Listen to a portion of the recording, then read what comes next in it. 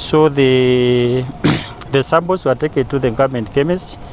They were done DNA profiling, and they were identified. They were positive results.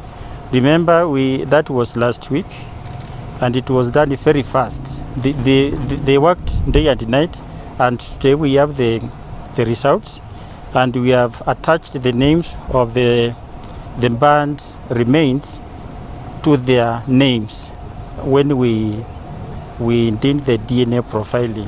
That has been effectively done within a space of 1 week. We thank God that we were able to put our teams on overdrive, and we were able to generate DNA profiles from all the remains.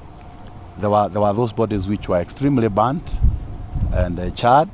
We were also able to generate DNA from them, and we have effectively been able to match the remains with the biological relatives. Na wasasi wote ambao walikuwa wamekuja hapa, na kuna mawakilishi wao ambao walikuwa walichakua wasasi wawili ambao wako katika kamati hiyo ya kushughulikia requirements, na tayari tumeshaongea na hawa wote, na walikuwa wamependekeza iweze kurutishwa mpaka tarehe 10 next week Wednesday. Lakini hiyo tarehe 10 hatukuwa tumewafikiana na kamati wote kuhusiana na hiyo tarehe, na tutaenda kuongea ili tuone tutaweka tarehe ngapi. So najua wasasi wengine wote vile nimeongea nao wameridhia iweze kusongeshwa nyuma.